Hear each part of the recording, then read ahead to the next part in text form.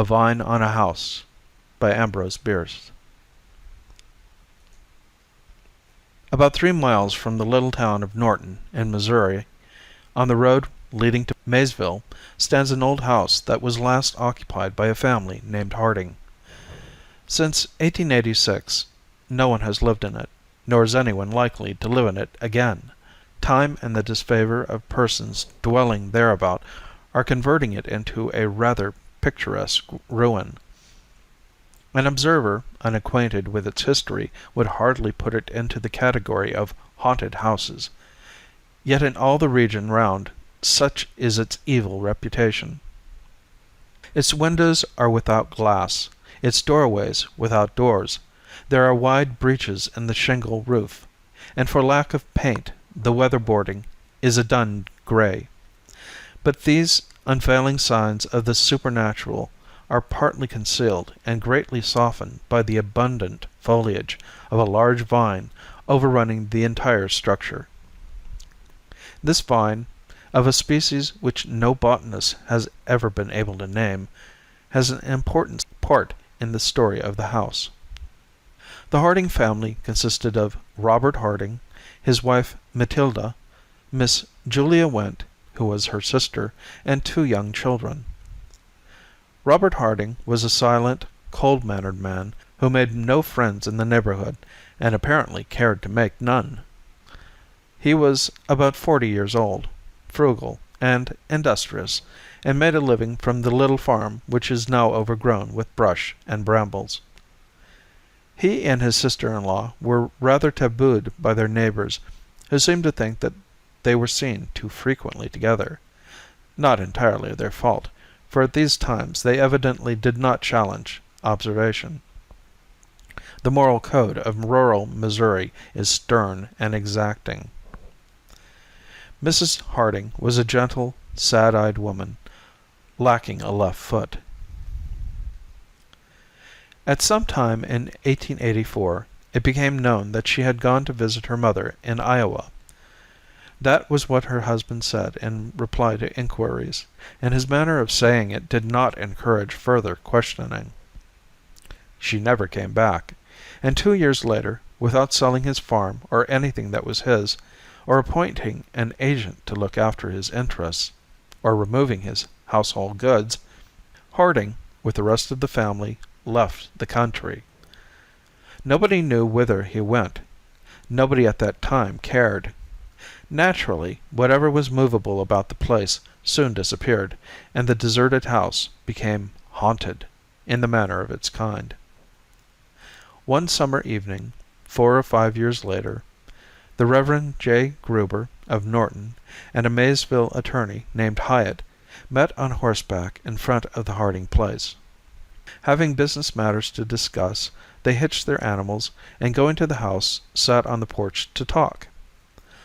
Some humorous reference to the somber reputation of the place was made and forgotten as soon as uttered, and they talked of their business affairs until it grew almost dark. The evening was oppressively warm, the air stagnant.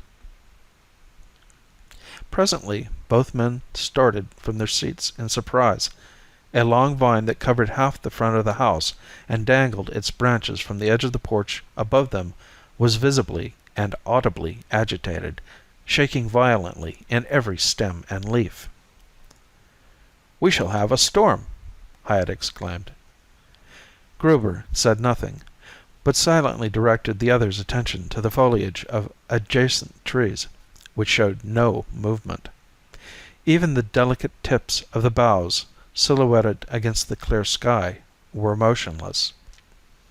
They hastily passed down the steps to what had been a lawn and looked upward at the vine, whose entire length was now visible. It continued in violent agitation, yet they could discern no disturbing cause. "Let us leave," said the minister. And leave they did. Forgetting that they had been traveling in opposite directions, they rode away together. They went to Norton, where they related their strange experience to several discreet friends. The next evening, at about the same hour, accompanied by 2 others whose names are not recalled, They were again on the porch of the Harding house, and again the mysterious phenomenon occurred.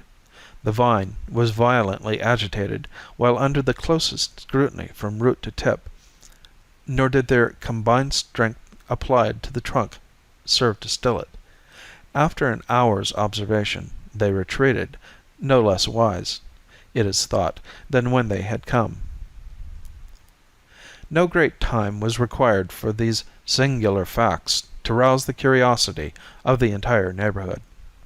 By day and by night crowds of persons assembled at the Harding house, seeking a sign. It does not appear that any found it, yet so credible were the witnesses mentioned that none doubted the reality of the manifestations to which they testified.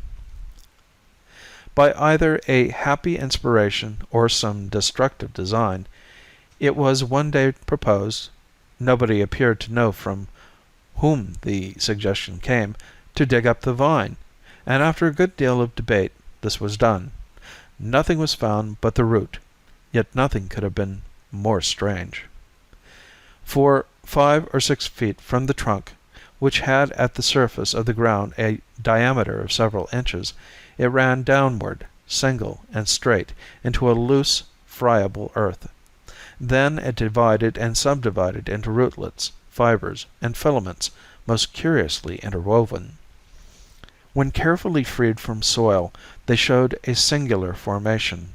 In their ramifications and doublings back upon themselves, they made a compact network, having in size and shape an amazing resemblance to the human figure.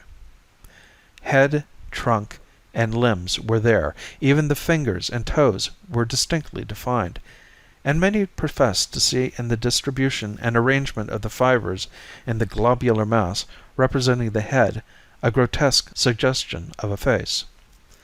The figure was horizontal. The smaller roots had begun to unite at the breast.